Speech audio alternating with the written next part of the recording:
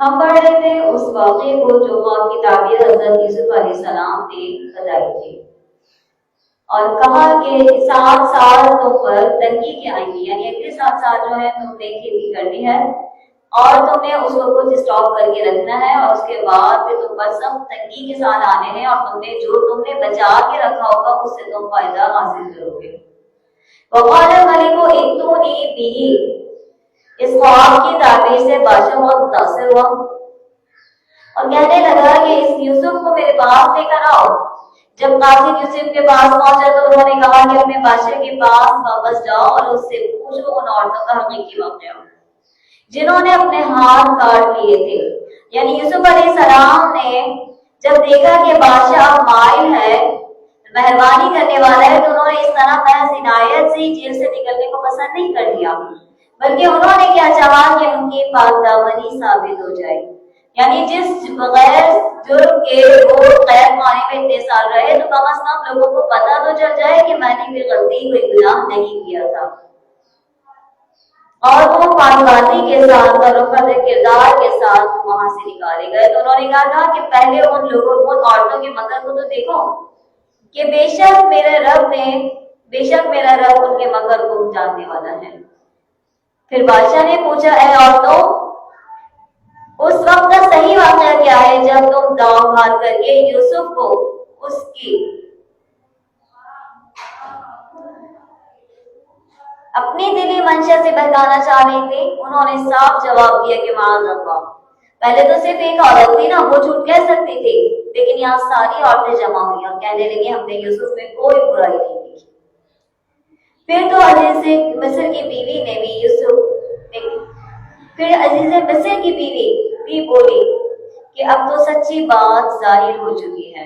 یعنی جب ساری عورتیں گواہی دے رہی ہیں تو انا راودت عن نفسی، کہ میں نے ہی اس کو بہلایا تھا، میں نے اس کو کے نفس کو بہلایا تھا، اور وہ بے شک سچوں میں سے ہے۔ یوسف نے کہا یہ اس واقعے کے جان لیں کہ لا اخون بالغیب، کہ میں خیانت کرنے والا نہیں ہوں، میں نے خیانت نہیں کی۔ یعنی مجھے جس آقا نے پالا اپنے گھر میں پرورش کی، میں نے اس کی خیانت نہیں کی، اور بے شک اللہ تعالیٰ نہیں ہدایت دیتا خیانت کرنے والوں کو۔ یعنی وہ اپنے مکر اور فریب میں ہمیشہ کامیاب ہی رہی، اور یہ جو ہے یہ ان کا جو مکر تھا یہ محض عارضی تھا۔ آخر کیا ہے، حق ثابت ہو گیا اور وہ لوگ شرمندہ ہوئی۔ وما ابرئ، ساتھ میں حضرت یوسف نے یہ بھی کہا 13ویں پارے کا آغاز کہ نہیں میں اپنے نفس کو پاک باز کرتا۔ یعنی نفس کیا ہے، نفس تو ہے ہی برائی کو ابھارنے والا، مگر یہ کہ ما رحم ربی، جس پہ میرا رب رحم فرما دے، جس پر میرا رب رحم فرما دے وہی محفوظ رہے گا۔ نفس کیا ہوتا ہے؟ ایک نفس مطمئنہ ہے کہ جس کو اللہ تعالیٰ بشارت دیتا ہے یا ایتھا النفس المطمئنہ ارجعی الی ربک راضیۃ مرضیہ فادخلی فی عبادی وادخلی جنتی، کہ اے نفس مطمئنہ اپنے رب کی طرف راضی راضی لوٹ جاؤ، تو مجھ سے راضی ہو، تم سے راضی، فادخلی فی عبادی، میری بندوں میں داخل ہو جاؤ اور میری جنتوں میں داخل ہو جاؤ۔ اللہ ہمیں نفس مطمئنہ عطا کرے، اور اسی طرح ایک نفس امارہ ہے جس نفس کا یہاں ذکر ہے کہ وہ نفس کون سی ہے کہ برائی پر ابھارنے والی نفس، اور ایک نفس لوامہ ہے کہ جو ملامت کرنے والا نفس ہوتا ہے، یعنی اگر کوئی برائی ہو جائے تو اس میں فوراً وہ ملامت کرنے لگتا ہے۔ تو فرمایا کہ نفس تو ہے ہی برائی پر ابھارنے والا، مگر یہ کہ میرا پروردگار ہی اپنا رحم کرے، بے شک میرا رب بخشنے والا رحم کرنے والا ہے۔ کہا سردار بادشاہ نے کہ ائتونی بہ، اس کو میرے پاس لے آؤ، استخلص لنفسی، میں اس کو اپنے ذاتی کاموں کے لیے مقرر کر دوں گا۔ یعنی جب بادشاہ پر یوسف کے علم و فضل کے ساتھ ان کے کردار کی رفعت اور پاکدامنی بھی واضح ہوتی، کیونکہ اگر وہ ایسے ہی قید خانے سے نکل آتے تو یہ سوال ہوتا نا کہ قید میں تو مجرم ہی ہوتے ہیں، قید میں تو ملزم ہی ہوتے ہیں، لازمی بات اس نے کوئی نہ کوئی جرم تو کیا ہوگا، اسی لیے سالوں سے قید خانے میں ہے۔ لیکن نہیں، اللہ تعالیٰ نے ان کی پاکدامنی کو ظاہر کروا دیا۔ پھر بادشاہ نے انہیں اپنے لیے خاص کرنے کے لیے کہا کہ میں اس کو اپنا خاص مشیر بنا دوں گا۔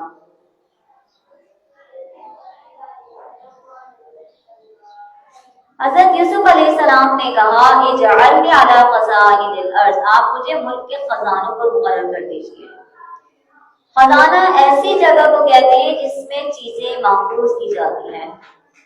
زمین کے خزانوں سے مراد وہ گودام جہاں غلہ جمع کیا جاتا ہے، اس کا انتظام اپنے ہاتھ میں لینے کی خواہش اس لیے ظاہر کی کہ مستقبل میں خواب کی تعبیر کے مطابق کیا تھا کہ ایک قحط سالی ہونے والی ہے اور اس سے نمٹنے کے لیے مناسب انتظامات کیے جا سکے تاکہ غلے کی معقول مقدار بچا کر رکھی جا سکے۔ عام حالات میں اگرچہ عہدہ اور منصب طلب جائز نہیں ہے، یعنی آپ کوئی عہدہ طلب کر کے مان نہیں سکتے ہیں، لیکن اگر کسی انسان میں کوئی صلاحیت ہے اور آنے والا وقت مشکل کا وقت ہے، وہ جا سمجھتا ہے کہ میں بہتر طریقے سے اس مشکل سے ان لوگوں کو نجات دے سکتا ہوں، تو وہ خود سے سوال کر سکتا ہے۔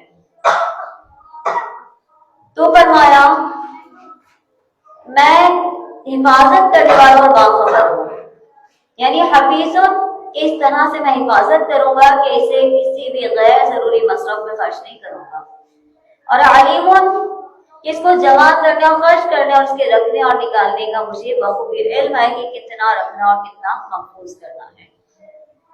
تو یہ تمام باتیں اسی دربار میں ہوئی، اور اسی طرح اللہ نے فرمایا کہ ہم نے یوسف کو زمین میں ٹھکانہ دے دیا۔ یوسف کو مصر میں ٹھکانہ تو پہلے ہی مل گیا تھا، لیکن اب بلند عہدے اور مرتبے کے ساتھ عطا کر دیا۔ يَتَبَوَّأُ مِنْ حَيْثُ يَشَاءُ کہ وہ جہاں کہیں چاہے رہے سکے۔ ہم یعنی پہلے قید خانے میں رہے، پہلے غلام بن کر رہے، پھر قید خانے میں رہے، لیکن آج وہ بادشاہ کے خاص بندے بن گئے، خاص بندے بن گئے اور خاص عہدے اور مرتبے پر چلے گئے۔ اور آخرت کا اجر یہ ہماری رحمت ہے، ہم جس پر چاہتے ہیں کرتے اور ہم نہیں ضائع کرتے نیکوکاروں کے اجر کو۔ اور جو یہ تو دنیا کا اجر ہے، دنیا کا بدلہ ہے، لیکن بہترین آخرت ہے ان کے لیے، ان لوگوں کے لیے جو ایماندار اور متقی ہو گئے۔ اور آئے یوسف کے بھائی، وہ سب داخل ہوئے، یوسف نے ان کو پہچان لیا، لیکن وہ انہیں اسے نہ پہچانے، کیونکہ ان کے تو ذہن و گمان میں بھی نہیں تھا نا کہ جس کو انہوں نے کنویں میں ڈال دیا تھا کہ وہ زندہ ہوگا۔ یعنی قحط سالی کے 7 سال شروع ہو گئے اور یہ مشہور ہو گیا کہ مصر میں ایک بادشاہ ہے اور وہ اسی طرح سے غلہ دیتا ہے۔ قحط سالی میں کہیں غلہ نہیں مل رہا تھا تو صرف وہی اسٹاک کر کے جہاں رکھا گیا تھا وہاں سے غلہ حاصل کیا جاتا تھا۔ تو وہ لوگ بھی آئے، یوسف نے اپنے بھائیوں کو پہچان لیا، لیکن انہوں نے نہ پہچانا، اور جب انہیں ان کا اسباب مہیا کر دیا تو کہا کہ تم میرے پاس اپنے اس بھائی کو بھی لانا جو تمہارے باپ سے ہے۔ یعنی حضرت یوسف نے پوچھا ہوگا نا کہ تمہارے گھر میں کتنے افراد ہیں، کون ہے، کس کس کے لیے غلہ لے کر جانا ہے، کیا تم نہیں دیکھتے کہ میں کس طرح سے نام تول کو پورا کر کے دے رہا ہوں، میں بہترین مہمان نوازی کرنے والا ہوں۔ فَإِن لَّمْ تَأْتُونِ بِهِ فَلَا كَيْدَ لَكُمْ، اور ساتھ میں یہ بھی تاکید کر دی کہ اگر تم اس کو نہیں لے کر آئے میرے پاس تو پھر کیا ہے کہ میں تمہیں غلہ نہیں دوں گا، بلکہ تم میرے قریب بھی نہیں آنا اس کو اگر نہیں لے کر آئے تو۔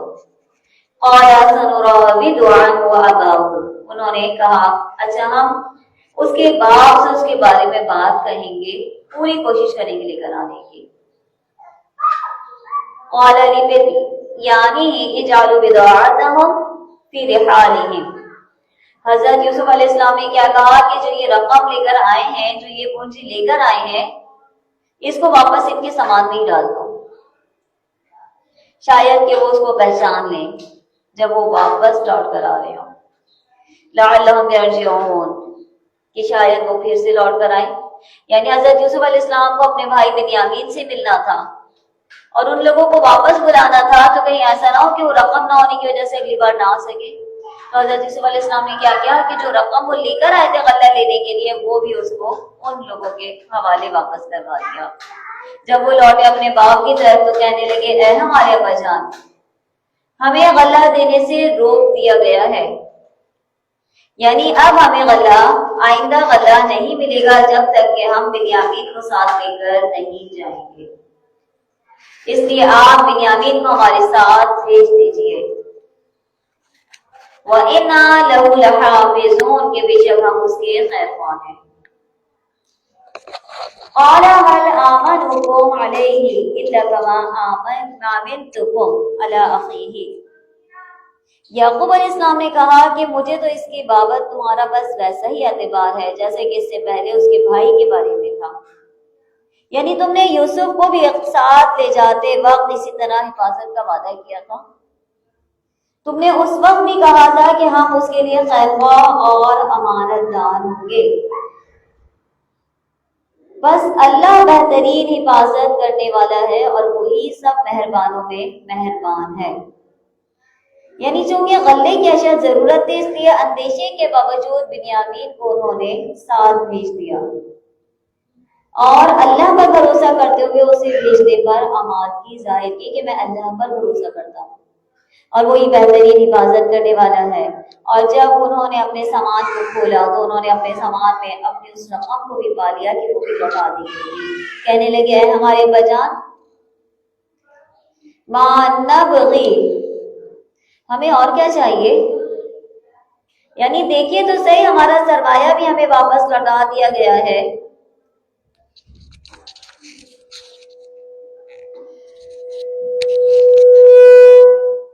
ہمارا سرمایہ جو ہم لے کر گئے تھے وہ بھی ہمارے پاس لوٹا دیا گیا ہے، ہم اپنے خاندان کے لیے اب غلہ لے کر آئیں گے، اپنے بھائی کی نگرانی رکھیں گے اور ایک اونٹ کا پیمانہ زیادہ لائیں گے، یعنی ہر ایک بندے کو ایک اونٹ مل رہا ہے تو جتنا اس بندے کا اونٹ بھی اس کا حصے کا غلہ بھی ہم لے کر آئیں گے۔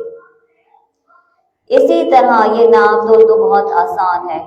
یعقوب علیہ السلام نے کہا لن ارسلہ معکم، نہیں میں ہرگز اس کو تمہارے ساتھ بھیجوں گا، یہاں تک کہ تم اللہ کو بیچ میں رکھ کر مجھے قول و قرار نہ دے دو، یعنی اب اللہ کے سپرد کر کے انہوں نے کہا کہ اللہ کو درمیان میں رکھو اور مجھ سے پکا وعدہ لے لو کہ لَتَأْتُنَّنِي بِهِ، کہ تم ضرور اس کو میرے پاس واپس لے آؤ گے، سوائے اس ایک صورت کے کہ تم سب گرفتار کر لے جاؤ، یعنی اگر نہ آؤ تو سب کے سب بھی آنا، صرف یوسف بنیامین کو نہ چھوڑ کر آ جانا، یعنی اگر کوئی نقصان پہنچے گا تو تم سب کو ایک ساتھ پہنچے گا نا۔ جب انہوں نے پکا قول قرار دے دیا تو اس نے کہا کہ ہم جو کچھ کہتے ہیں اللہ اس پر نگہبان ہے، اور یعقوب نے کہا اے میرے بچوں لا تدخلوا من باب واحد، ایک دروازے سے نہ جانا، یعنی جب اتنے سارے بھائی ایک وقت میں ایک دروازے سے جاؤ گے تو تمہاری قوت اور طاقت لوگوں پر ظاہر ہو جائے گی، اب لوگ تمہارے اوپر یا تو حسد کرنے لگیں گے یا نظر بد بھی ہو سکتا ہے، تو اللہ پر تو توکل ہے، اللہ پر سے تو انہوں نے وعدہ لے لیا، لیکن ساتھ میں اپنی اولاد کو نصیحت بھی کر دی، ان کو سمجھا بھی دیا کہ کس طرح سے جانا ہے، ایک ساتھ ایک وقت میں سب کے سب نہیں نکلنا، وَادْخُلُوا مِنْ أَبْوَابٍ مُتَفَرِّقَةٍ، دروازے سے جدا جدا دور پر داخل ہونا ہے۔ اور یاد رکھو یہ تو میری طرف سے ایک تمہیں میں سمجھا رہا ہوں، لیکن اصل ہونا وہی ہے جو اللہ کی طرف سے لکھا گیا ہے، اللہ کی طرف سے آنے والے کسی چیز کو تم سے ٹال نہیں سکتا، حکم صرف اللہ ہی کا چلتا ہے، اسی پر میں نے بھروسہ کیا اور اسی پر بھروسہ کرنا چاہیے بھروسہ کرنے والوں کو۔ یعنی ان آیات سے ہمیں کیا پتہ چلا کہ اللہ پر یقین اور بھروسہ ہونے کے ساتھ ساتھ کچھ حکمت عملی بھی کرنی چاہیے، ہر چیز میں اس طرح کہہ کر نہیں رہنا چاہیے کہ اللہ مالک ہے، اللہ مالک ہے، وہ ٹھیک ہے اللہ تعالیٰ مالک ہے، لیکن اللہ تعالیٰ نے کچھ سوچنے سمجھنے کی صلاحیت آپ کو بھی دی ہے۔ حضرت یعقوب علیہ السلام نے کیا کہا کہ ایک دروازے سے نہ جانا، کیوں؟ کیونکہ نظر بد کیا ہے، برحق ہے، اور اگر کوئی چیز تقدیر کو ٹال سکتی ہے تو وہ نظر بد ہے۔ اور جب وہ سب وہاں داخل ہو گئے جہاں سے انہیں حکم دیا تھا ان کے والد نے، یعنی متفرق دروازوں سے، کچھ نہ تھا کہ اللہ نے جو بات مقرر کر دی ہے وہ اس سے انہیں ذرا بھی بچا دے، یعنی ہونا وہی ہے جو اللہ نے ان کے لیے مقرر کر دی تھی، لیکن وہ ایک معاملہ تھا ان کے نفس میں یعقوب کے جو انہوں نے پورا کر لیا۔ اور بے شک وہ علم والا ہے، لما علمناہ، جو ہم نے اس کو علم دیا۔ لیکن اکثر لوگ جانتے نہیں ہیں۔ جب وہ سب داخل ہوئے یوسف نے آوا الیہ، وہ اپنے بھائی بنیامین کو اپنے پاس ٹھکانہ دیا، اپنے پاس بٹھایا اور کہا کہ بے شک میں تمہارا بھائی ہوں، یعنی میں تمہارا بھائی یوسف ہوں، بس نہ تم غم کرنا اس پر جو یہ لوگ کرتے ہیں۔ یعنی انہوں نے صرف برا میرے ساتھ نہیں کیا، یہ تمہارے ساتھ بھی جو کچھ کر رہے ہیں اس پر افسوس نہ کرنا، غم نہ کرنا۔ پھر جب انہیں ان کا سامان اسباب ٹھیک ٹھاک کر کے دیا تو اپنے بھائی کے اسباب میں پانی پینے کا پیالہ رکھ دیا۔ پھر ایک آواز دینے والے نے پکار کے کہا کہ اے قافلے والو، تم لوگ تو چور ہو۔ یعنی حضرت یوسف نے اپنے بھائی بنیامین کے سامان میں ایک پیالہ رکھوا دیا اور پھر کیا کہا؟ آواز دینے والے نے پکار کے کہا کہ تم لوگ، اے قافلے والو، تم چور ہو۔ وہ لوگ پیچھے پلٹے اور کہنے لگے علیہم ماذا تفقدون، تمہارے ہاں کیا گم ہو گیا ہے، کیا چیز تم نے گم پائی؟ کہنے لگے کہ ہم نے بادشاہ کے پانی کا پیالہ گم پایا ہے، جو بھی اسے لے کر آئے گا اسے ایک اونٹ کے بوجھ کا غلہ ملے گا، یعنی بطور انعام۔ اس وعدے کا میں ضامن ہوں۔ انہوں نے کہا اللہ کی قسم، تم کو خوب علم ہے کہ ہم ملک میں فساد پھیلانے والے نہیں آئے اور نہ ہی ہم چور ہیں۔ انہوں نے کہا کہ اچھا فما جزاء ان کنتم کاذبین، چور کی کیا سزا ہے اگر تم جھوٹے ہو، یعنی تمہارے دین میں چور کی سزا کیا ہے؟ ان لوگوں نے بتایا کہ چور کی سزا وہی ہے جس کے سامان میں وہ پیالہ پایا جائے گا، اس کو ہی بطور سزا اپنے پاس رکھ لیا جائے گا۔ اسی طرح ہم ظالموں کو بدلہ دیتے ہیں۔ پس سامان کی تلاش شروع کی گئی۔ اپنے بھائی کے سامان کی تلاش سے پہلے ان لوگوں کا سامان تلاش کیا گیا، پھر اس کو اپنے بھائی کے سامان سے نکالا۔ ہم نے یوسف کو کے لیے اس طرح یہ تدبیر کی، اس بادشاہ کے انصاف کے روح سے یہ اپنے بھائی کو نہ لے سکتا تھا۔ یعنی بادشاہ کے ہاں جو انصاف کا فیصلہ معاملہ تھا اس میں کیا تھا کہ وہ بنیامین کو اپنے پاس نہیں رکھ سکتے تھے، ہو سکتا تھا کوئی جسمانی سزا ہوتی، لیکن جو یعقوب علیہ السلام کے لیے سزا تھی، یعنی ان کے شریعت میں وہاں کیا تھا کہ اس چور کو اپنے پاس رکھنا تھا۔ تو اللہ نے کہا ہم نے یہ ساری تدبیر اس لیے کی، نرفع درجات من نشاء، ہم بلند کرتے ہیں درجے جس کے چاہتے ہیں، اور ہر ذی علم سے فوقیت رکھنے والا دوسرا ذی علم موجود ہے، یعنی ہر عالم سے بڑھ کر کوئی نہ کوئی عالم ہوتا ہے، اس لیے کوئی صاحب علم اس دھوکے میں مبتلا نہ ہو کہ میں ہی اپنے وقت کا سب سے بڑا عالم ہوں۔ اور اس کی ایک آیت، اس کا ایک مطلب یہ بھی ہے کہ ہر علم والے کے اوپر ایک اللہ تعالیٰ علیم موجود ہے۔ آپ چاہے جتنا بھی علم حاصل کر لیں، جتنا بھی پڑھ لیں، جتنے بھی قابل ہو جائیں، آپ اپنے اوپر غرور یا تکبر نہیں کر سکتے۔ جو کچھ بھی ہے اللہ کا دیا ہوا ہے۔ اس کے بعد پھر فرمایا، کہنے لگے کہ اگر اس نے آج چوری کی ہے تو اس سے پہلے اس کے بھائی نے بھی چوری کی تھی۔ پہلے تو وہ لوگ کیا کہہ رہے تھے کہ یہ ہم چور نہیں ہیں، ہم چور نہیں، لیکن جب سامان میں وہ پیالہ نکل آیا اور سامان بھی بنیامین کا تھا تو ان لوگوں نے اس کے بھائی یوسف کو بھی برا بھلا کہنا شروع کر دیا کہ آج چوری صرف اس نے بنیامین نے نہیں کی بلکہ اس سے پہلے اس کے بھائی نے بھی کی تھی، جبکہ یہ جھوٹی بات تھی جو یہ اپنے نفسوں میں بنا رہے تھے۔ یوسف نے اس بات کو اپنے دل میں رکھ لیا اور ان کے سامنے بالکل ظاہر نہ کیا، کہا کہ تم گھٹیا درجے کے ہو، یعنی یوسف نے اپنے دل میں ہی ان لوگوں کو برا کہا کہ تم نے جھوٹا چوری کا الزام بھی یوسف پر لگا دیا ہے۔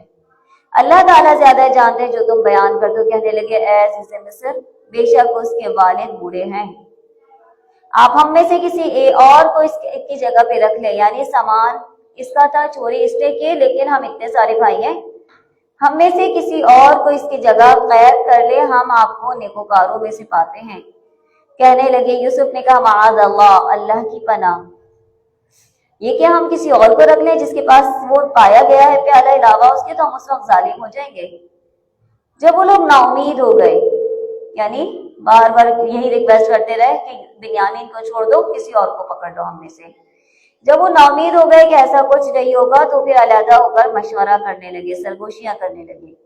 ان میں سے ایک بڑے نے کہا الم تعلموا ان اباکم، کہ کیا تم نہیں جانتے کہ بے شک تم نے اپنے والد سے ایک پکا وعدہ لیا تھا، پختہ وعدہ، اس سے پہلے میں یہاں سے نہیں جاؤں، اس سے پہلے یہ تم وعدہ کر کے یوسف کے بارے میں بھی تم نے کوتاہی کی تھی، اور آج بنیامین کے بارے میں کوتاہی کریں گے، بنیامین کو یہاں چھوڑ کر جائیں گے، بس میں ہرگز یہاں سے نہیں چلوں گا، ہٹوں گا ہی نہیں جب تک کہ والد صاحب خود مجھے اجازت نہ دے دیں۔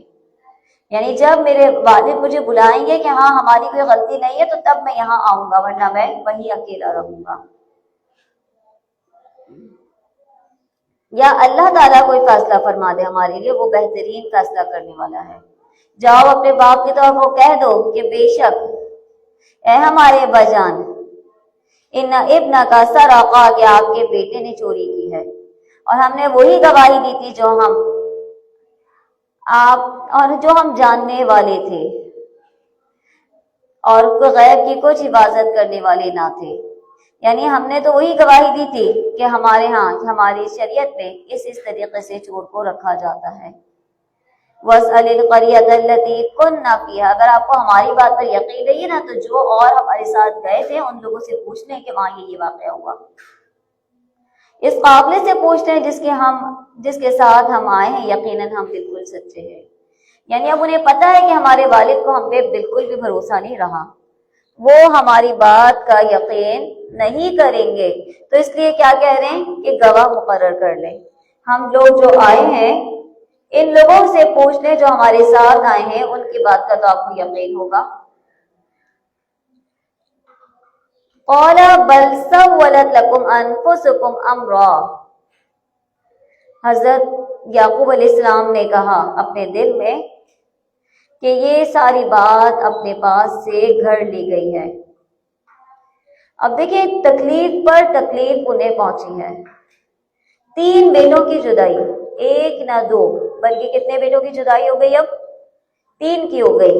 ایک یوسف جو کہ سارا سال ان کے پاس آئے ہی نہیں، دوسرے بنیامین جو کہ چوری کے الزام میں وہاں روک دیے گئے، اور تیسرے وہ بڑے بھائی کہ جنہوں نے کہا کہ جب تک میرے والد یا اللہ کوئی فیصلہ نہ فرما دے گا میں یہاں سے نہیں چلوں گا۔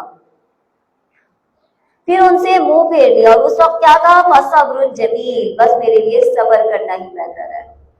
یعنی اب سے صبر ہی بہتر ہے۔ کیا عجب ہے کہ اللہ تعالیٰ ان سب کو میرے پاس پہنچا دے۔ دیکھیں مومن کبھی بھی مایوس نہیں ہوتا، کچھ بھی ہو جائے، کتنی بڑی تکلیف کیوں نہ آ جائے، کتنی بڑی پریشانی کیوں نہ آ جائے، اس کو یہ پتا ہے کہ میرا مالک، میرا خالق حقیقی ان تمام کی تمام پریشانیوں سے بہت بڑا ہے۔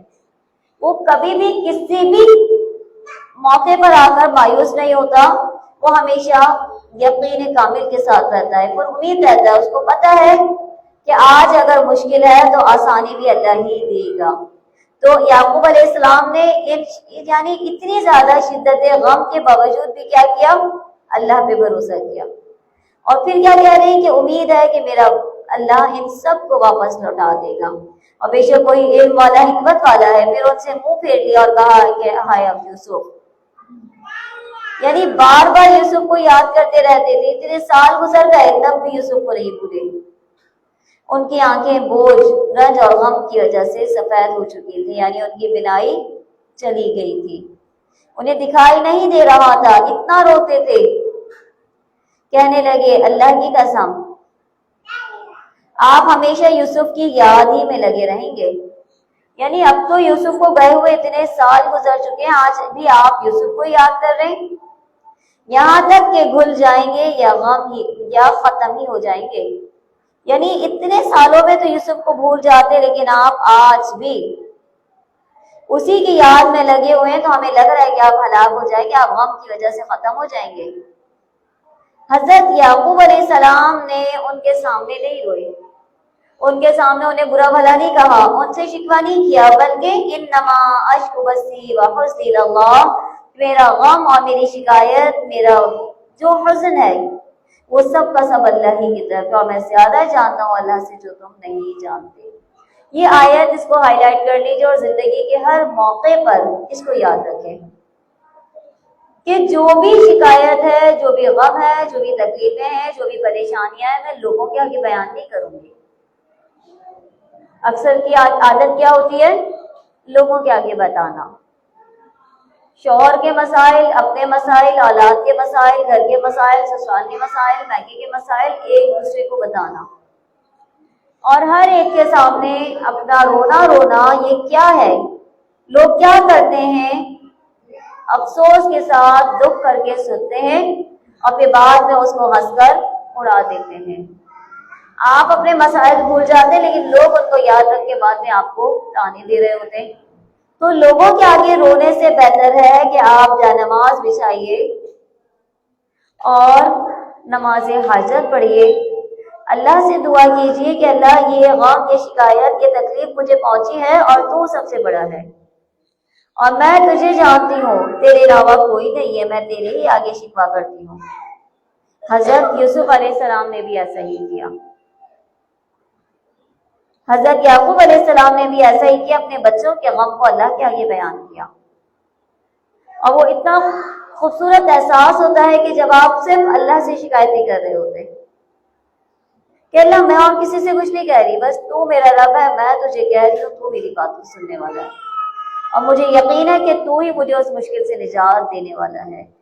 یا بنی اذهبوا فتحسسوا من یوسف واخیہ، میرے پیارے بچوں جاؤ، تم سب جاؤ۔ دیکھیں والد کی محبت اب بھی کم نہیں ہے، نہ والد نے اپنی اولاد کو عاق کر دیا کہ تم اب کے دو بھائیوں کو چھوڑ کر آ گئے، اب تمہاری سزا یہ ہے کہ اب تمہیں یہاں سے نکال دیا جائے گا، نہ گھر سے نکالا، نہ ان سے ناراضگی کا اظہار کیا، بلکہ پھر محبت کے ساتھ انہیں کہا پوری طرح تلاش کرو اور اللہ کی رحمت سے نا امید نہ ہونا، یقیناً رحمت رب سے نا امیدی وہی ہوتے ہیں جو کافر ہوتے ہیں۔ یہاں ہمیں ایک بات اور کیا معلوم ہوئی کہ اللہ کی رحمت سے کسی بھی کنڈیشن، کسی بھی پوزیشن پر نا امید نہیں ہونا ہے۔ وَمَن يَقْنَطُ مِن رَحْمَتِ رَبِّهِ إِلَّا الضَّالُّونَ، رب کی رحمت سے تو صرف اور صرف گمراہ لوگ ہی کا نا امید ہوتے ہیں۔ جب وہ وہاں داخل ہوئے تو کہنے لگے اے عزیز مصر، ہم اور ہمارا خاندان بڑی تکلیف میں ہے، ہم حقیر سی پونجی لائے ہیں، بس آپ ہمیں پورا غلہ ناب کر دیجیے۔ یہ وہی لوگ تھے جنہیں اپنی طاقت و قوت پر بہت ناز تھا، بار بار کیا کہہ رہے تھے، وَنَحْنُ عُصْبَةٌ، ہم جماعت ہیں، ہم طاقتور جماعت ہیں، ہم طاقتور جماعت ہیں۔ لیکن اب کیا ہے، اللہ تعالیٰ نے کیا کیا، ان لوگوں کو ذلیل کر دیا، ان لوگوں کو کمتر کر دیا، اور بار بار یہ اپنی پریشانی، اپنی بے بسی کا اظہار کر رہے ہیں۔ ہمارے لیے پورا غلہ نام کر دے دیجیے اور ہم پر خیرات کیجیے، اللہ تعالیٰ خیرات کرنے والوں کو پسند کر بدلہ دیتا ہے۔ یوسف نے کہا جانتے بھی ہو کہ تم نے یوسف اور اس کے بھائی کے ساتھ اپنی جہالت کی حالت میں کیا کیا۔ اب حضرت یوسف علیہ السلام انہیں یاد دلا رہے ہیں، جب انہوں نے نہایت عاجزی کے انداز میں صدقہ خیرات یا بھائی کی رہائی کی اپیل کی، تو ساتھ ہی باپ کے بڑھاپے، ذوق اور بیٹی کی جدائی کے صدمے کا بھی ذکر کر دیا کہ اس طرح ہمارا باپ ہے اور وہ بہت پریشان ہے۔ پھر اس وقت حضرت یوسف علیہ السلام سے نے ان کی زیادتیوں کا ذکر کیا کہ تم نے یہ زیادتی یوسف اور اس کے بھائی کے ساتھ کی، اور یہ کیونکہ لَإِنَّكُمْ أَنْتُمْ جَاهِلُونَ، تم لا علم تھے، تم جہالت کی حالت میں تھے، یعنی علم والے کبھی بھی ایسا نہیں کر سکتے ہیں۔ کہنے لگے کہ بے شک تم یوسف ہو، یعنی حیران رہ گئے کہ کیا تم ہی یوسف ہو۔ پھر انہیں پتہ چل گیا کہ یہ وہی یوسف ہے، کہا انا یوسف ہوں، ہاں میں ہی یوسف ہوں اور یہ میرا بھائی ہے، تحقیق اللہ نے ہم پر احسان کیا۔ بے شک من یتقی، جو پرہیزگاری کرے اور صبر کرے، اللہ تعالیٰ نہیں ضائع کرتا نیکی کرنے والوں کے اجر کو۔ انہوں نے کہا اللہ کی قسم، اللہ نے تجھے ہم پر برتری دی، یعنی تجھے اللہ نے نبوت عطا کر دی، تجھے اللہ نے چن لیا، اور بے شک ہم خطا کار تھے، یعنی تو ہوگا وہی جو اللہ چاہے گا۔ تم چاہے کوئی بھی مکر اور فریب کچھ بھی کرتے رہو، ہونا وہی ہے جو اللہ نے لکھا ہوا ہے۔ کہا کہ جاؤ، آج کے دن تم پر کوئی ملامت نہیں ہے۔ کتنا بڑا جملہ ہے۔ معاف بھی کن لوگوں کو کر رہے ہیں کہ جن کی وجہ سے اپنے باپ سے سارا سال دور رہے، جس کی وجہ سے قید خانے میں رہنا پڑا، یعنی اتنی زیادہ انہوں نے تکلیفوں پر تکلیفیں دی، لیکن اس کے باوجود بھی حضرت یوسف علیہ السلام کیا کہہ رہے ہیں؟ لا تثریب علیکم اليوم، آج کے دن کوئی تم پر ملامت نہیں ہے۔ اور یہی جملہ نبی کریم صلی اللہ علیہ وسلم نے فتح مکہ کے وقت فرمایا تھا۔ اللہ معاف کر دے گا تمہیں، اور وہی رحم کرنے والوں میں سب سے زیادہ رحم کرنے والے۔ جاؤ، یہ قمیص لے کر چلے جاؤ اور میرے باپ کے چہرے پر ڈال دینا، ان کی آنکھیں لوٹ آئیں گی، اور تم سب کے سب اپنے اہل کو میرے پاس لے آؤ۔ اور جب یہ قافلہ جدا ہوا تو ان کے والد نے کہا کہ مجھے تو یوسف کی خوشبو آ رہی ہے، یعنی باپ کی محبت، اتنی محبت کہ وہاں سے وہ صرف قافلہ ان کی قمیص لے کر نکلا ہی تھا کہ کہا کہ مجھے یوسف کی خوشبو آ رہی ہے، لولا ان تفندون، تم مجھے کم عقل نہ بناؤ، یعنی تم مجھے کیا سمجھتے ہو کہ میں بوڑھا ہو چکا ہوں، کم عقل ہو چکا ہوں، میں صحیح خوشبو بھی نہیں پہچان سکتا ہوں۔ اور یہ حضرت یوسف علیہ السلام کا ایک معجزہ تھا کہ ان کا کرتا جب ان کے والد کی آنکھوں پر ڈالا گیا تو ان کی بینائی لوٹ آئی۔ فلما ان جاء البشیر القاه على وجهه، کہ جب خوشخبری دینے والے نے پہنچ کر ان کے منہ پر وہ کرتا ڈالا، اسی وقت وہ پھر سے دیکھنے والے ہو گئے۔ کہا کیا میں نے تم سے نہ کہا تھا کہ میں اللہ کی طرف سے وہ باتیں جانتا ہوں جو تم نہیں جانتے؟ یعنی حضرت یعقوب نبی تھے، انہوں نے کہا میں اللہ کی طرف سے نبوت سے وہ باتیں جانتا ہوں۔ کہنے لگے اے ہمارے بجان استغفر لنا ذنوبنا، ہمارے گناہوں کو معاف کر، بے شک ہم ہی خطا کار تھے۔ کہا ان قریب میں تمہارے لیے بخشش طلب کروں گا اپنے رب سے، بے شک وہ بخشنے والا رحم کرنے والا ہے۔ جب وہ داخل ہو گئے یوسف پر، یوسف نے جگہ دی ان دونوں کو، یعنی ابا وہی اپنے ماں باپ کو اپنے پاس جگہ دے دی، اور کہا کہ اللہ کو منظور ہے تو آپ سب امن اور امان کے ساتھ مصر میں آ جاؤ۔ یعنی اللہ کو منظور کیا ہے کہ اب تم مصر میں امن کے ساتھ رہنے والے بن جاؤ۔ اپنے تخت پر اپنے ماں باپ کو اونچا بٹھایا اور سب اس کے سامنے سجدے میں گر گئے، یعنی یہ اس خواب کی تعبیر ہو گئی جو انہوں نے بچپن میں دیکھا تھا۔ قد جعلها رب حقا، تحقیق اس کو اس کے رب نے سچا کر دیا اس خواب کو، اور تحقیق بڑا احسان کیا میرے ساتھ جب اس نے مجھے قید خانے سے نکالا اور آپ لوگوں کو صحرا سے لے آیا، اور اس اختلاف کے بعد جو شیطان نے مجھ میں اور میرے بھائیوں میں ڈال دیا تھا۔ یعنی شیطان نے تو ہم لوگوں کو ایک دوسرے سے دور کر دیا تھا، لیکن یہ اللہ کا کرم ہے۔ بے شک میرا رب باریک بین ہے جس کے لیے چاہتا ہے، اور بے شک وہ علم والا حکمت والا ہے۔ اے میرے رب قد آتیتنی من الملک وعلمتنی من تاویل الاحادیث، اے میرے پروردگار تو نے مجھے ملک عطا فرمایا اور تو نے مجھے خواب کی تعبیر سکھائی۔ اے آسمان اور زمین کے پیدا کرنے والے، تو ہی دنیا اور آخرت میں میرا ولی اور کارساز ہے۔ تو مجھے مسلمان مار اور نیکوکاروں میں ملا دے۔ یعنی کتنی خوبصورت دعا کہ انتا ولی فی الدنیا والآخرہ توفنی مسلما والحقنی بالصالحین، کہ میں زندہ رہوں تو فرمانبرداری کی حالت میں رہوں، اور جب موت آئے تو نیکوکاروں میں موت آئے۔ اللہم اجعلنا منہم، اللہ ہمیں بھی ان لوگوں میں شامل فرما دے۔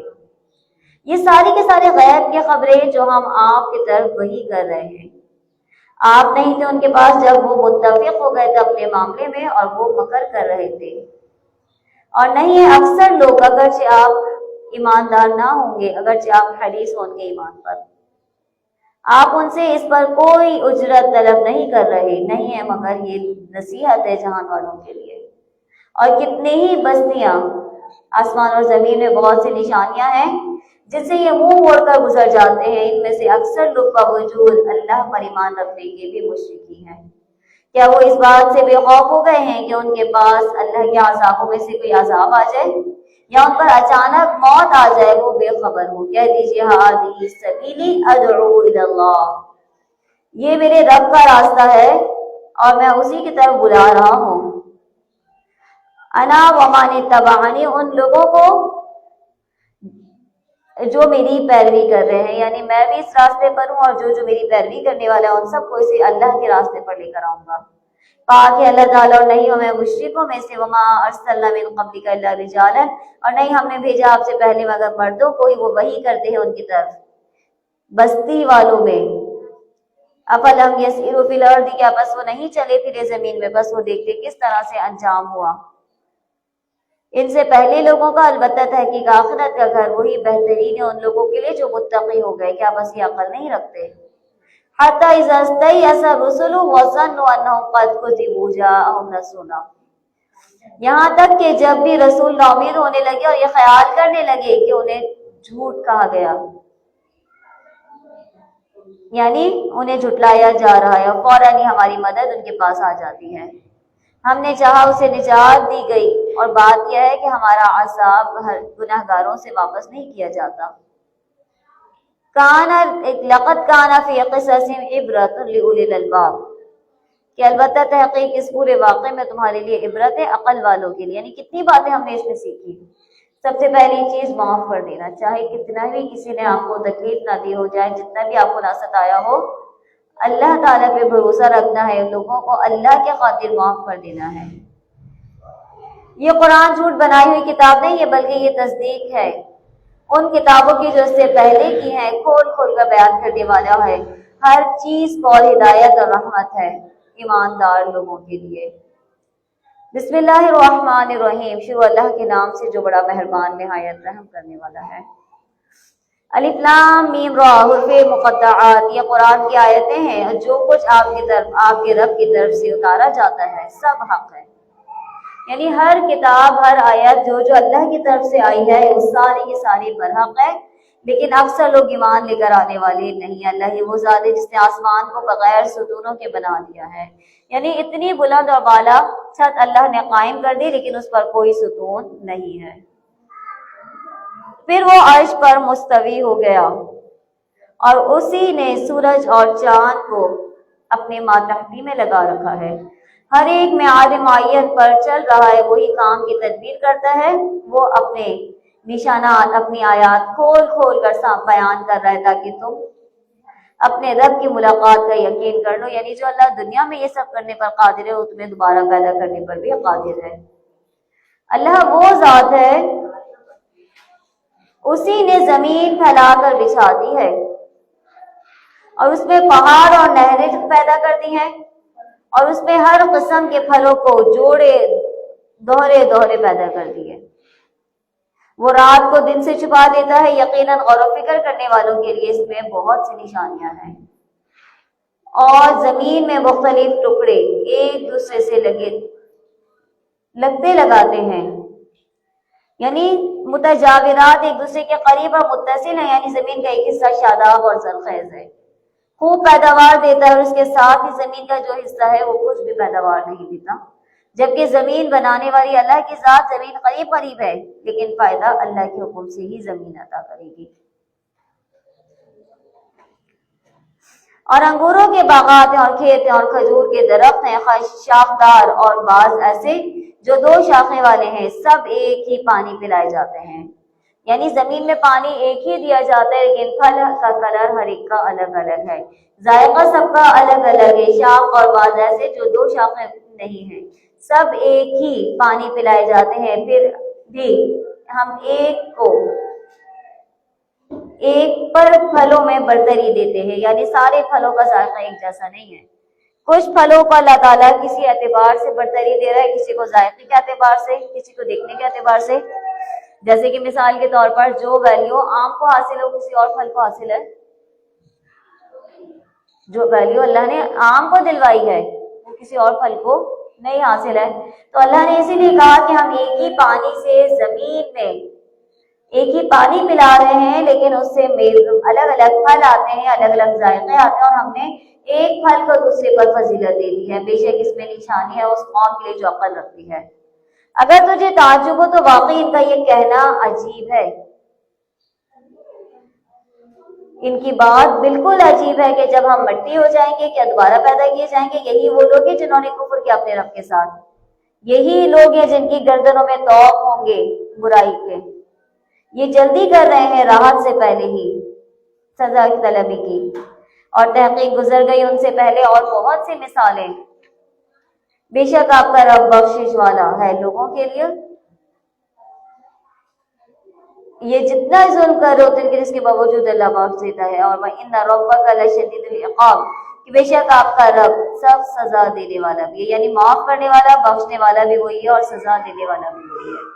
پھر فرمایا اور کہتے ہیں وہ لوگ جنہوں نے کفر کیا کیوں نہیں نازل کی گئی اس پر کوئی آیت اس کے رب کی طرف سے؟ کہہ دیجئے میں ڈرانے والا ہوں، وَلِكُلِّ قَوْمٍ هَادٍ، اور ہر ایک قوم کے لیے ہدایت دینے والا، رہنمائی کرنے والا ہوتا ہے۔ اللہ جانتا ہے ما تحمل كل انثى، کہ جو اٹھاتی ہے ایک عورت، یعنی جو بھی حاملہ ہوتی ہے، اور جو گھٹنا اور بڑھنا رحم کا، ہر چیز اللہ کے علم میں ہے، یعنی ہر مہینہ ہر تاریخ اللہ کے علم میں ہے۔ کس طرح اس جنین کو رزق دیا جائے گا، کس طرح سے اس کا خیال رکھا جائے گا، ہر چیز اس کے پاس ہے وقت اندازے کے مطابق۔ وہ جاننے والا ہے غیب اور حاضر کا، اور وہ بڑا اور بلند ہے۔ برابر ہے تم میں من اسر القول ومن جہر به، کسی کا اپنی بات کو چھپا کر کہنا اور با آواز بلندی سے کہنا، اور جو رات کو چھپا ہوا ہو اور دن میں چل رہا ہو، سب برابر یکساں ہیں۔ لہو معقبات من بین یدیہ، اس کے پہرے دار انسان کے آگے پیچھے مقرر ہیں، جو اللہ کے حکم سے اس کی نگہبانی کرتے ہیں۔ کسی قوم کی حالت اللہ نہیں بدلتا جب تک کہ وہ خود اپنی حالت نہ بدل لیں۔ یعنی جو لوگ ہیں نا انتظار کرتے ہیں، بیٹھے رہتے ہیں، جو ہوگا دیکھا جائے گا، اللہ کرے گا، نہ کوشش کرتے ہیں نہ دعائیں کرتے ہیں، تو اللہ نے کہا ہم ایسی قوم کے حال کو نہیں بدلتے جب تک کہ وہ خود کوشش نہ کر لیں۔ وَإِذَا أَرَادَ اللَّهُ بِقَوْمٍ سُوءًا، جب اللہ تعالیٰ ارادہ کرتا ہے کسی قوم کے ساتھ برائی کا تو وہ بدلہ نہیں کرتا، اور سوائے اس کے کہ کوئی بھی ان کا کارساز نہیں، اور اللہ ہی ہے جو تمہیں بجلی کی چمک اڑا سے ڈراتا ہے اور امید دلاتا ہے، کہ تمہیں امید دلانے کے لیے دکھاتا ہے، اور بھاری بادلوں کو پیدا کرتا ہے گرج جس کی تسبیح اور تعریف کرتی ہے۔ فرشتے اس کے خوف سے، وہی آسمان سے بجلیاں گراتا ہے اور جس پر چاہتا ہے اس پر ڈالتا ہے۔ کفار اللہ کے بارے میں جھگڑا کر رہے ہیں اور اللہ تعالیٰ سخت قوت والا ہے۔ لہو دعوت الحق، اسی کے لیے دعوت حق پکار ہے، اور جو لوگ پکارتے ہیں اپنے رب کو، لا یستجیبون لہم بشیء، کہ کسی کام پر بھی نہیں پہنچتے وہ، الا کباسط کفیہ الی الماء، مانند اس شخص کے کہ جو اپنے ہتھیلیوں کو پانی کی طرف پھیلانے والا ہے تاکہ وہ اس کے منہ تک پہنچ جائے، حالانکہ وہ اس کے منہ تک پہنچنے والا نہیں ہے۔ یعنی صرف اپنے ہاتھوں کو آگے بڑھا لینے سے پانی منہ تک نہیں جائے گا، بلکہ خود کوشش بھی کرنی ہوگی، اور نہیں ہے پکار طوعا و کرہا۔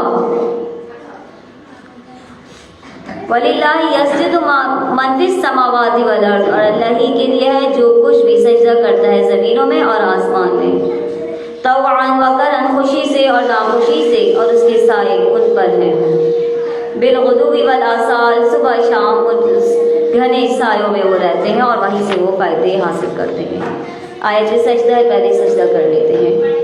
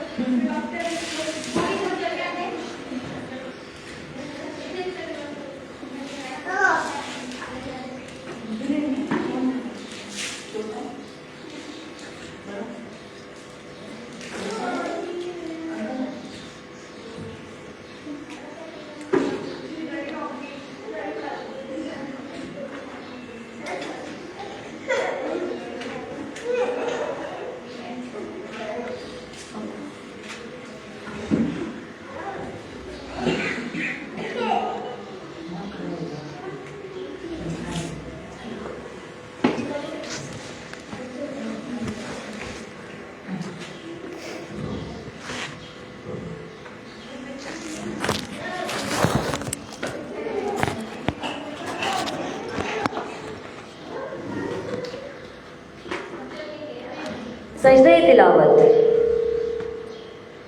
سجدہ تلاوت دو طرح کے سجدے ہوتے ہیں، ایک سجدہ تلاوت ہے اور ایک سجدہ سہو ہے.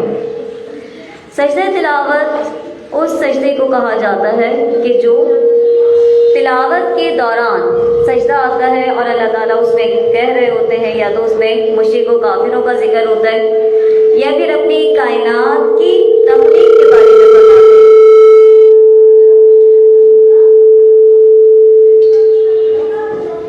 یا پھر اپنی کائنات کے تخلیق کے بارے میں فرما رہے ہوتے ہیں کہ ہر چیز اللہ کے لیے، جیسے کہ اس آیت میں بھی سجدے کا ذکر ہے کہ اللہ ہی کے لیے سجدہ کرتا ہے جو کچھ بھی آسمان اور زمین میں ہے. خوشی سے ناخوشی سے ہر حالت میں اسی کے لیے تمام مخلوقات سجدہ کرتی ہیں، اور ان کے سائے بھی صبح اور شام سجدہ کرتے ہیں. تو اگر اس وقت بھی اس آیت کو پڑھ کر کے ہم اٹھ کر کھڑے نہ اور سجدہ نہ کریں، سجدہ تلاوت کی دعا الگ ہے.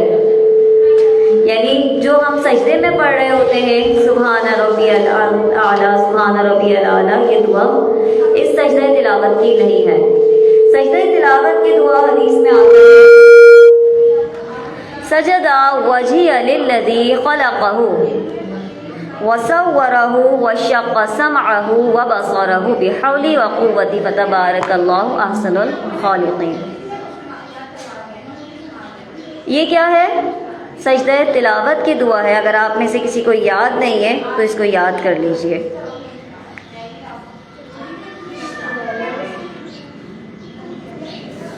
اور اسی طرح سجدہ سہو ہے. اس سجدے میں، سجدہ تلاوت میں کیا ہے کہ آپ نے وہ نہیں پڑھنا، سلام نہیں پھیرنا ہے. یعنی اللہ اکبر کہہ کر آپ نے سجدے میں چلے جانا ہے اور اس کے بعد پھر آپ نے سلام نہیں پھیرنا ہے. اور جو سجدہ سہو ہے، سجدہ سہو کہتے ہیں اس سجدے کو کہ جب نماز میں کوئی غلطی ہو جاتی ہے، یعنی نماز میں جب کوئی غلطی ہو گئی ہے تو اس غلطی کی وجہ سے آپ سجدہ کر رہے ہوتے ہیں، اور سجدے کو سجدہ سہو کہا جاتا ہے. سجدہ سہو مطلب آپ نے اللہ اکبر کہہ کر سجدے میں جانا ہے اور پھر سجدہ کر کے اٹھنا ہے، اور سجدے کی اس کے لیے کوئی الگ دعا سجدے کی نہیں ہے. یہ وہی ہے نماز والا سجدہ. نماز والا یعنی جو آپ نماز میں دعا پڑھ رہے ہوتے ہیں وہی آپ سجدہ سہو میں دعا پڑھیں گے سجدے کی، اور آپ سلام پھیر لیں گے. یا تو آپ سلام پھیرنے سے پہلے سجدہ سہو کرتے ہیں، یا سلام پھیرنے کے بعد آپ سجدہ سہو کرتے ہیں اور اس کے بعد پھر دوبارہ سلام پھیرتے ہیں. تو یہ ایک سجدہ تلاوت ہے اور ایک سجدہ سہو ہے.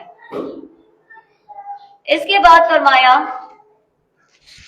قُلْ مَنْ رَبُّ السَّمَاوَاتِ وَالْأَرْضِ، کہہ دیجئے کون ہے رب آسمانوں اور زمین کا. یہ کہیں گے اللہ ہی ہے. کہہ دیجئے کیا بس تم اللہ کے علاوہ کسی اور کو اپنا دوست بناتے ہو جو تمہارے لیے ذرا برابر بھی فائدے کا اختیار نہیں رکھتا اور نہ ہی نقصان کا.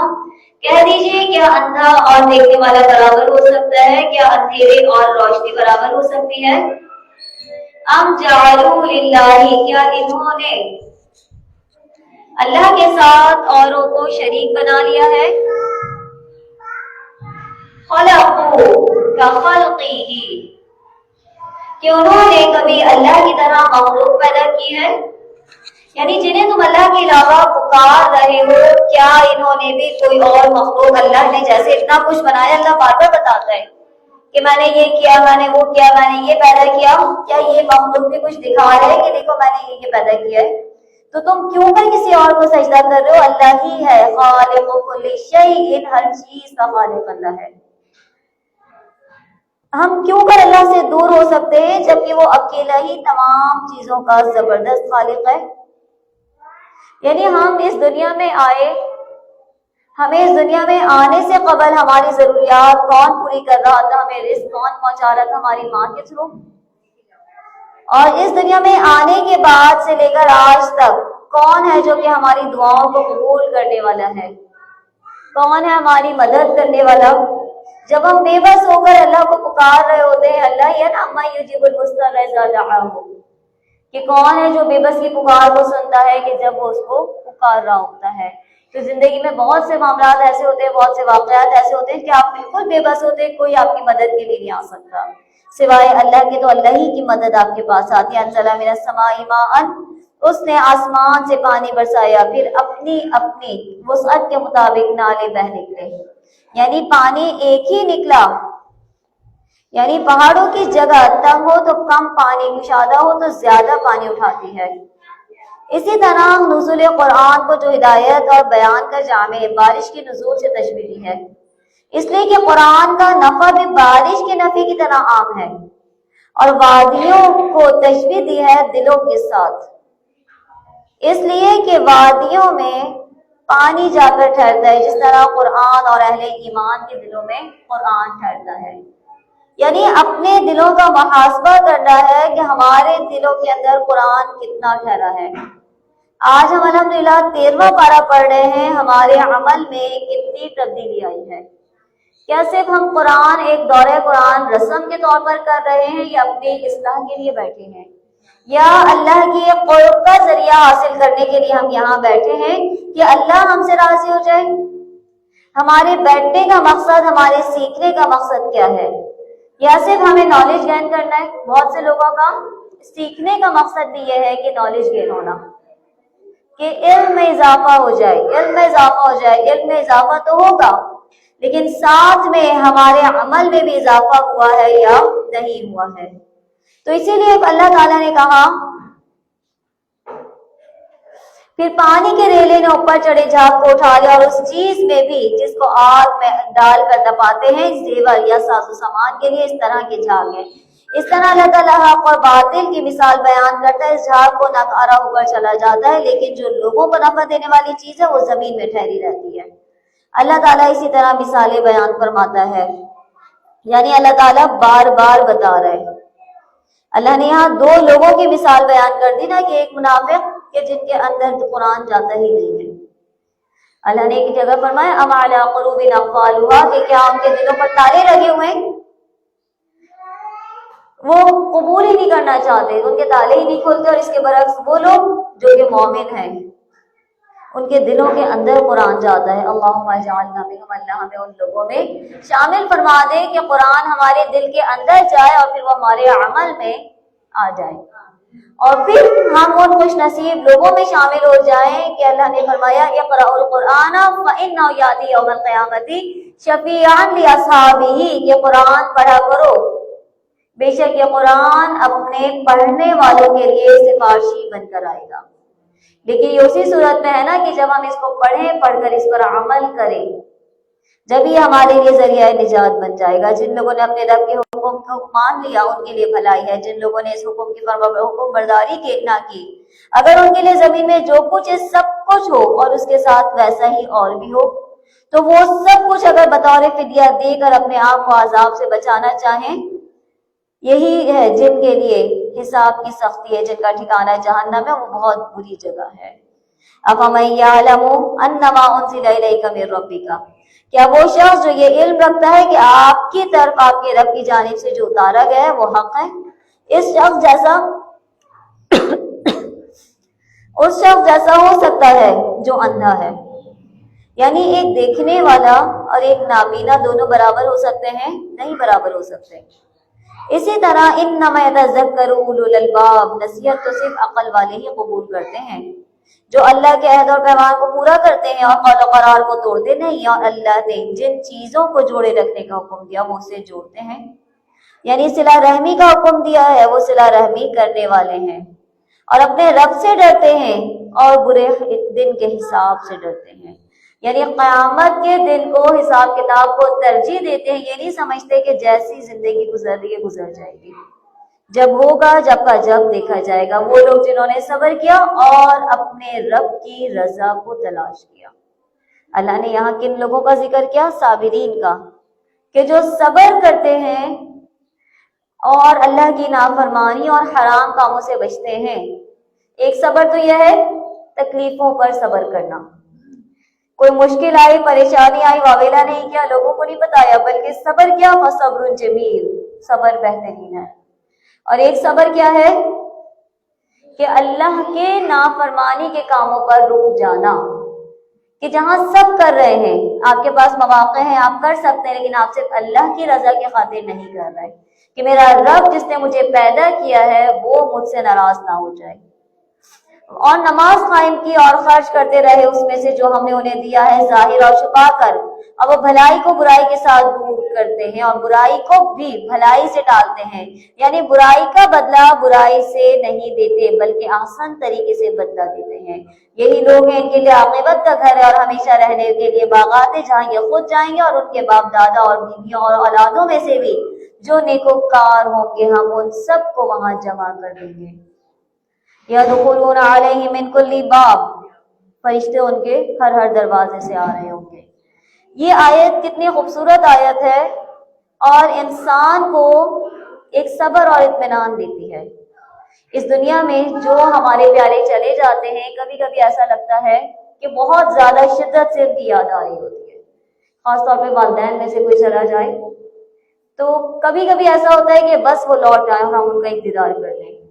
اولاد آپ کی کہ جس کی اولاد اس دنیا سے چلی جاتی ہے، وہ دنیا کی ہر نعمت لینے کے باوجود بھی، اور اس کی چاہے جتنی اولاد ہونے لیکن اس کی جگہ کوئی اور پوری نہیں کر سکتا، تو اس شدت یاد میں اس کو پھر ایک ہی یہ آیت یاد آتی ہے کہ وَمَنْ صَلَحَ مِنْ آبَائِهِمْ وَأَزْوَاجِهِمْ وَذُرِّيَّاتِهِمْ، کہ جس نے نیکیاں کی، بیویاں ہوں، اولادیں ہوں، نیکوکار ہوں، آبا و اجداد ہو، ہم ان سب کو وہاں داخل کر دیں گے، اور پھر فرشتے ان کے پاس آ کر سلامتی پیش کر رہے ہوں گے کہ بما صبر تم، جس وجہ سے کہ تم نے صبر کیا تھا، بس کیا ہی خوب اچھا بدلہ ہے اس گھر کا۔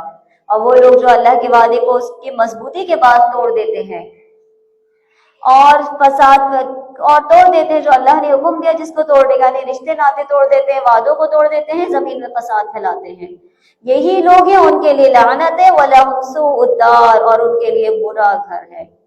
اللہ تعالیٰ کشادہ کرتا ہے رزق کو جس کے لیے چاہتا ہے اور تنگ کر دیتا ہے، یعنی رزق اللہ کے ہاتھ میں ہے، اللہ ہی جب چاہے جس کو چاہے جتنا رزق عطا کرے۔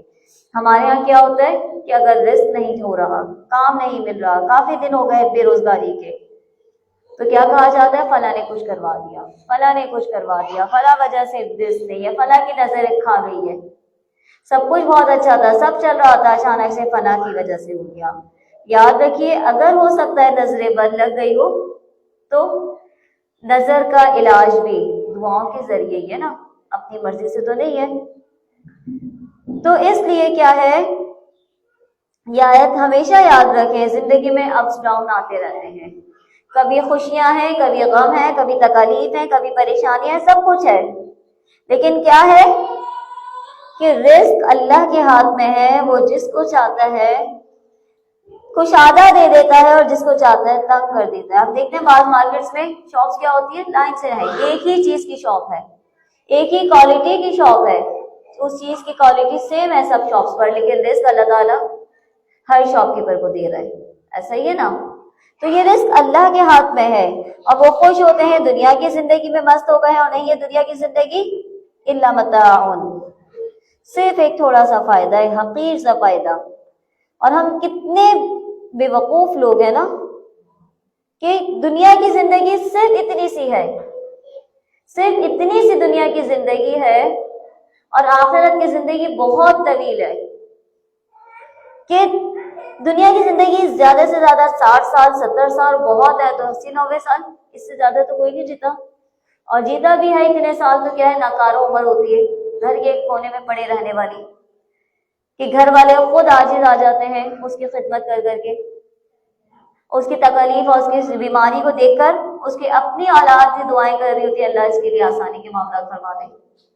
تو دنیا ہمیشگی کا کی جگہ نہیں ہے، دنیا سے ہم نے جانا ہے، اصل جگہ آخرت ہے۔ تو اللہ بار بار ہمیں بتا رہا ہے کہ اس کے لیے تیاری کرو، دنیا کی زندگی کا جو فائدہ ہے وہ بہت تھوڑا سا ہے، اور کافر کہتے ہیں اس پر کوئی نشان، کوئی معجزہ کیوں نہیں نازل کیا گیا؟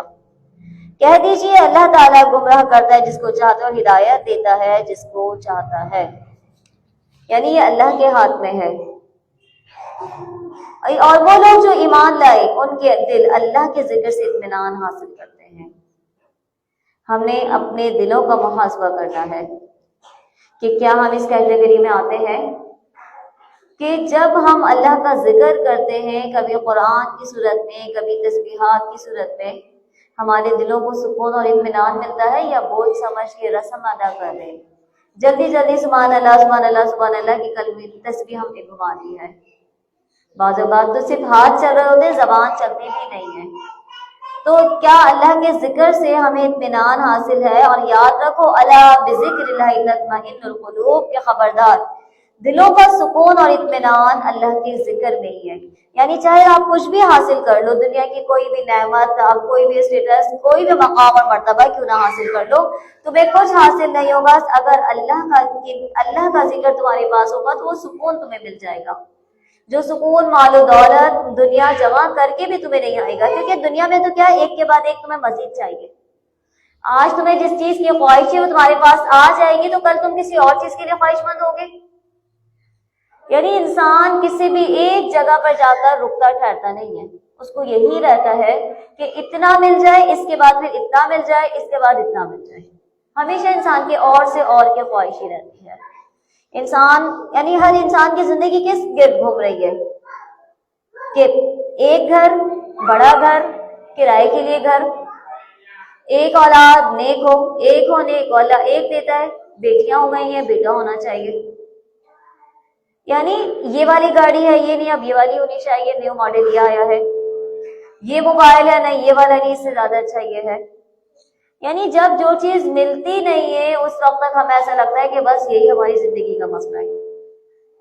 ان ماؤں سے پوچھے نا جن کے اولادوں کے کوئی مسائل ہوتے ہیں تو وہ ان مسائل کو اپنے ہاتھوں میں لے کر گن کر بیٹھے ہوتے ہیں کہ اللہ بس اولاد کی شادیاں ہو جائیں، اس کے اچھے رشتے ہو جائیں، یہ ہو جائے وہ ہو جائے، اور کچھ نہیں چاہیے۔ جب وہ سب کچھ ہو جاتے پھر اس کے بعد کوئی نہیں۔ یہ تو حقیقت ہے، ہونا بھی چاہیے، لیکن دنیا کی سارے مال و متاع، ساری نعمتیں حاصل کرنے کے بعد بھی آپ کے دل کو سکون، چین اور قرار نہیں مل سکتا ہے، وہ خوشی اور اطمینان نہیں مل سکتا ہے، سکون اور چین نہیں مل سکتا ہے۔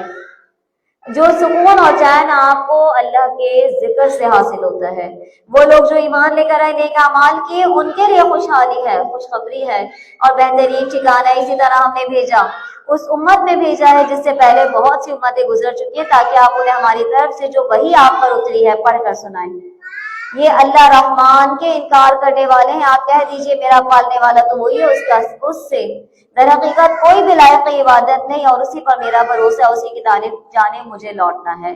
کہہ دیجئے اگر ہم قرآن کو پہاڑوں پر بھی چلا دیتے، یا زمین کے ٹکڑے ٹکڑے کر دیے جاتے، یا مردوں سے باتیں کرا دی جاتی، اتنی ساری نشانیاں یہ لوگ اگر دیکھ لیتے، یہ تب بھی ایمان لے کر آنے والے نہیں تھے۔ کہہ دیجئے کہ سب کام اللہ کے ہاتھ میں ہے، تو کیا ایمان والوں کو اس بات پر دل جمی نہیں کہ اگر اللہ چاہے تو تمام لوگوں کو ہدایت دے دے؟ کفار کو تو ان کے کفر کے بدلے ہمیشہ ہی کوئی نہ کوئی سخت سزا پہنچتی رہے گی، یا ان کے مکانوں کے ارد گرد گھومتی رہے گی تا وقت کے وعدہ الہی ان کے پاس آ جائے۔ یعنی کچھ بھی کر لو، ان اللہ لا یخلف المیعاد، اللہ تعالیٰ وعدے کے خلاف نہیں کرتا، البتہ تحقیق آپ کے پہلے پیغمبروں کے ساتھ جو انہوں نے مذاق اڑایا، فَأَمْلَيْتُ لِلَّذِينَ كَفَرُوا، تو ہم نے ان کافروں کو مہلت دے دی، ڈھیل دے دی، لیکن پھر ہم نے انہیں پکڑ لیا۔ پس کس طرح سے انجام ہو گیا؟ کیا پس جو اللہ کو، جو کہ خبر لینے والا ہے ہر شخص کی، اس کے کیے ہوئے اعمال پر اللہ تعالیٰ خبر لینے والا ہے، اور ان لوگوں نے اللہ کے شریک ٹھہرا دیے۔ کہہ دیجئے ذرا ان کے نام تو لو، کیا تم اللہ کو وہ باتیں بتاتے ہو جو وہ زمین میں جانتا ہی نہیں ہے؟ تم نے اپنی مرضی کے معبود، اپنی مرضی کے رب بنا لیے اور پھر نام رکھ لیے، اور اللہ کو ان کا علم ہی نہیں ہے۔ بلکہ اصل بات تو یہ ہے کہ کفر کرنے والوں کو ان کے مکر کے بھلے کچھ بھی نہیں دکھائی دیتا، وہ صحیح راہ سے روک دیے گئے ہیں، اور جس کو اللہ گمراہ کر دے اس کو کوئی راہ دکھانے والا نہیں ہے۔ ان کے لیے دنیا کی زندگی میں بھی عذاب ہے، اور آخرت اس سے بہت سخت ہے۔ یعنی دنیا کے عذابات تو بہت چھوٹے ہیں، بہت تھوڑے ہیں، جو آخرت ہے نا وہ بہت بڑی جگہ ہے، اور وہاں کی سزائیں، وہاں کے عذابات بہت آگے ہیں۔ مثال جنت کی جو متقین کے لیے تیار کی گئی ہے، اس کے نیچے نہریں چلتی ہیں، اور اس کے میوے ہمیشگی والے ہیں، اس کے سائے بھی ہمیشگی والے ہیں۔ دنیا میں لیکن کچھ بھی ہمیشگی والا نہیں ہے۔ دنیا میں جو کچھ بھی ہے مختصر سا ہے، ایک تھوڑے سے مدت کے لیے، اور یہ جب مدت پوری ہوتی ہے تو سب کچھ دنیا سے انسان سے لے لیا جاتا ہے، وہ اس کا ٹھکانہ قبر بن جاتی ہے۔ لیکن وہاں کیا ہے؟ وہاں ہر چیز ہمیشگی والی ہے۔ تِلْکَ عُقْبَى الَّذِينَ اتَّقَوْا، یہ انجام ہے ان لوگوں کے لیے جو پرہیزگار ہیں، اور کافروں کا انجام بہت دزا و سخی ہے۔ اور وہ لوگ جنہیں ہم نے کتاب عطا کی وہ اس سے خوش ہوتے ہیں، اور بہت دوسرے فرقے اس کے بعض باتوں کے منکر ہیں۔ آپ اعلان کر دیجئے کہ مجھے تو صرف یہی حکم دیا گیا ہے کہ میں اللہ کی عبادت کروں، اس کے ساتھ کسی کو شریک نہ ٹھہراؤں، اسی کی طرف بلاتا رہوں، اسی کی جانب رجوع کرتا رہوں۔ اسی طرح ہم نے قرآن کو عربی زبان میں نازل کیا ہے۔ وَلَئِنِ اتَّبَعْتَ أَهْوَاءَهُمْ، اگر آپ ان کے خواہشوں کی پیروی کر لیں گے اس کے بعد کہ جو آپ کے پاس علم آ چکا ہے، تو اللہ کے عذابوں سے آپ کا کوئی حمایتی آپ کو نہیں ملے گا۔ یعنی اللہ نے آپ پر کتاب نازل کر دی ہے، وہی نازل کر دی ہے، اگر آپ ان لوگوں کو خوش کرنے کے لیے ان لوگوں کی باتوں میں آ جائیں گے تو نہ ہی کوئی آپ کا دوست ہے، نہ کوئی بچانے والا ہے۔ البتہ تحقیق ہم نے رسولوں کو بھیجا آپ سے پہلے، ہم نے ان کی ازواج یعنی بیویاں اور اولادیں بھی بنائی۔ یعنی یہ لوگ بار بار یہی کہتے ہیں کہ یہ کیسا نبی ہے جو ہمارے ہی جیسا ہے، جو ہماری طرح کھاتا پیتا چلتا ہے۔ تو اللہ نے کہا اس سے پہلے جتنے انبیاء آئے تھے وہ بھی ایسے ہی تھے۔ کسی رسول سے نہیں ہو سکتا کہ کوئی نشانی بغیر اللہ کی اجازت کے لے آئے۔ ہر مقررہ وعدے کی ایک وقت ہوتا ہے، اور اللہ جو چاہے ہلاک کر دے، نابود کر دے، اور جو چاہے ثابت رکھے لوہے محفوظ اسی کے پاس ہے۔ یعنی ہر چیز اللہ کے ہاتھ میں ہے۔ انسان کتنا بے بس ہے، کچھ بھی نہیں کر سکتا۔ اگر اللہ کا حکم نہ ہو تو آپ کچھ بھی نہیں کر سکتے۔ ان سے کیے ہوئے وعدوں میں سے کوئی اگر آپ کو ہم دکھا دیں یا آپ کو ہم فوت کر لیں تو آپ پر تو صرف پہنچا دینا ہی ہے۔ حساب تو ہمارے ذمہ، یعنی آپ کے کام کیا ہے؟ لوگوں تک پیغام پہنچانا۔ کیا وہ نہیں دیکھتے کہ ہم زمین کو اس کے کناروں سے گھٹاتے چلے آ رہے ہیں؟ یعنی کس طرح ہم گھٹاتے چلے آ رہے ہیں زمین کو، کس طرح سے عرب کی سرزمین مشرکین پر آہستہ آہستہ کم ہوتی جا رہی ہے۔ یعنی اسلام کو غلبہ اور عروج اللہ تعالیٰ دے رہا ہے، تو یہ سب کیا ہے؟ یہ اللہ کی طرف سے ہے نا، کہ پوری زمین آپ کی تھی، اللہ آہستہ آہستہ اس زمین کو تنگ کرتا چلا جا رہا ہے۔ اور اللہ تعالیٰ فیصلہ کرتا ہے، لا معقب لحکمہ، اس کے احکام کے پیچھے ٹلنے والا کوئی بھی نہیں ہے، اور وہ جلد حساب لینے والا ہے۔ تحقیق مکر کیا ان لوگوں نے جو ان سے پہلے تھے، اللہ تعالیٰ بہترین تدبیر کرنے والا ہے، اور ان سب کے لیے تدبیر کرے گا۔ وہ جانتا ہے ما تکسب کل نفس، کہ جو شخص جو کما رہی ہے ہر نفس، یعنی ہر انسان کے عمل کو اللہ تعالیٰ جانتا ہے، اور ان قریب کافر بھی جان لیں گے کہ لمن عقبی الدار، کس کے لیے ہمیشگی والا گھر ہے۔ یعنی دنیا میں مال و متاع پر یہ خوش ہوتے تھے کہ ہمیں یہ نعمتیں ملی ہیں، ہمیں یہ فائدے ملے، لیکن یاد رکھو یہ سارے کے سارے فائدے یہی کے یہی رہ جائیں گے۔ اور کہتے ہیں وہ لوگ جنہوں نے کفر کیا کہ لست مرسلا، آپ اللہ کے رسول نہیں، نعوذ باللہ۔ آپ کہہ دیجئے کفا باللہ شہیدن، اللہ کافی ہے گواہ میرے اور تمہارے درمیان، اور اسی کے پاس علم ہے کتاب کا۔ یعنی اگر کوئی آپ کا انکار کرتا ہے تو آپ فکر نہ کریں، جس کے پاس کتاب کا علم ہے وہی ہے گواہی دینے کے لیے کافی ہے، اوروں کی گواہی کی کوئی ضرورت نہیں ہے۔ سبحانک اللہم و بحمدک، نشہد ان لا الہ الا انت، نستغفرک و نتوب الیک۔ والسلام علیکم ورحمۃ اللہ وبرکاتہ۔